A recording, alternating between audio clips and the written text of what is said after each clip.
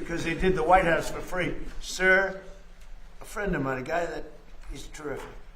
We'd like to give you new grass at the White House. I said, I'll take it. How much? He said, free. I'll take it. One of those things. Thank you. Thank you very much. Mr. President, this is at least the 5th time you've turned off airstrikes against Iran since April to negotiate. What is your message to the American people who are wondering what has changed this time? Why should it be any different? Well, you don't know. I don't know. I think we're going to maybe get something, but I want to give them every last chance before decapitation. It's very tough to do what we have planned, still planned. We'll see what happens. But it's a very, very tough thing to do. I think I'm very proud of the fact that I'll give people a chance. This is a big move. To do an attack that big on a country, I'd rather not do it. Now, we've already, through lots of large attacks, but they were normal large. Hopefully they'll come to their senses, because what happened cannot have a nuclear weapon, but hopefully they'll come to their senses. So they called me and they said, please don't attack, we'll make a deal. That's the real truth, and everyone knows it. And who wouldn't call? And they found out through leaks and sleaze bags, a lot of sleaze bags, leakers. Leakers should be put in jail. They have to strengthen up the laws for leakers. But in this case, leakers helped, because they said the severity of the attack, and Iran knew it. They knew what was coming. It was going to come last night, and it would have gone on for a long time, and there'd be essentially very little left. There'd be nothing left. And if I'm given a chance to let a lot of people live, I want to give that chance. So I'm under no time constraint. I don't happen to be running, but a lot of very good Republicans are running. And you have a sick ideology taking place right now that, hopefully they'll be defeated, because they'll destroy the country if they ever take over. But this desk is like a blocking desk. No matter who gets in. If it's bad, I block. And I'm good at blocking. If it's bad, if it's stupid things like the things they want to do, we want to get rid of the U.S. Senate. I don't like a lot of Senate, just to be honest with you. I don't want to get rid of the Senate. We want to get rid of the Supreme Court. They want to put now 21 or 23 people, that's the real, on the Supreme Court, or get rid of it.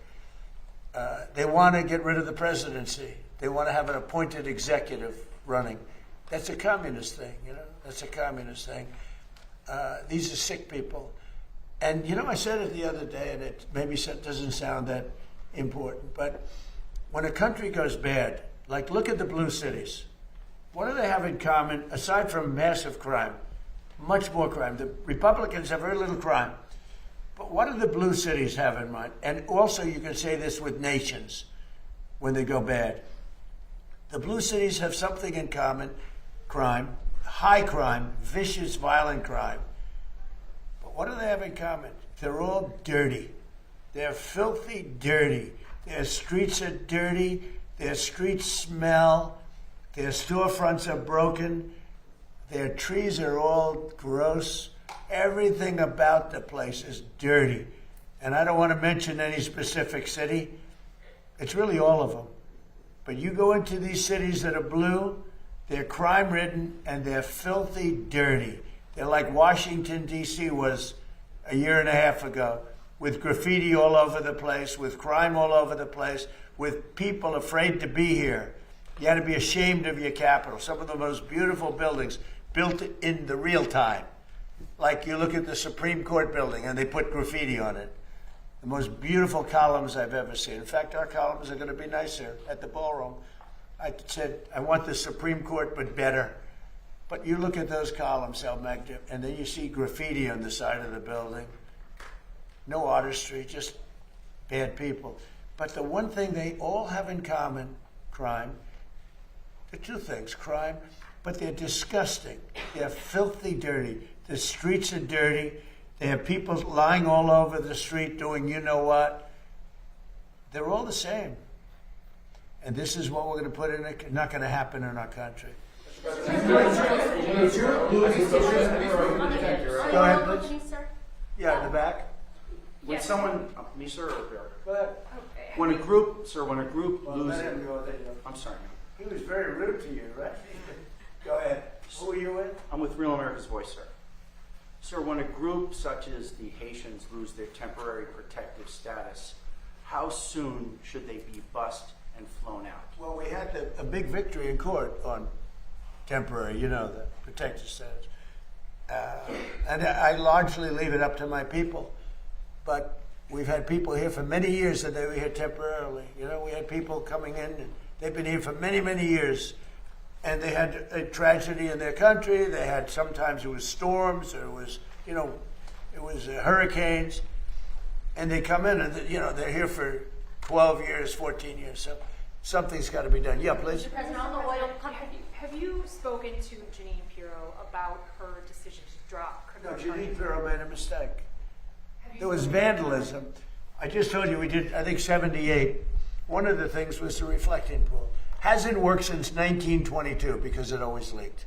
It always leaked from 1922. It's the largest, longest pool ever, all that. The concept is beautiful, but it always leaked because of the size, because of maintenance, whatever. But it was built in 1922, and from the day it was built, it leaked. Biden spent $58 million. Barack Hussein Obama spent much more than that. He said, I have an idea. Let's take the water from the Potomac. So they took the water from the Potomac, and it was putrid. It was putrid. It was a disaster. Biden was a disaster. I said, I'm going to get that fixed, along with Doug Burgum and Department of Interior. And we worked hard on that. Now, we worked hard on all 70. It's actually, I think, 81 now. You saw the new horses that just opened by the bridge with the gold. That was the way they were many years ago. Now they look better than they did many years ago. But these monuments look better than they did when they were originally built. Not just a little fix-up. We made them the way they were, plus. And everyone's so proud. The biggest, one of the bigger jobs was, not really the biggest, believe it or not, but one of the biggest was the reflecting pool. And we did a great job. We sandblasted the stone outside. It was granite, so it has a long life. We did a great job. We got very expensive material to put on top of the surface that always leaked because it was stone. It was a stone surface. Always leaked. And we put it on, and it was beautiful. Now, we have photographs or tapes, like moving cameras, right? We have them where people are on the side cutting it with a box knife.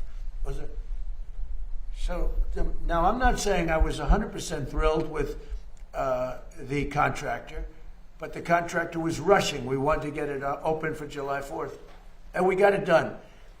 But in addition, there was vandalism.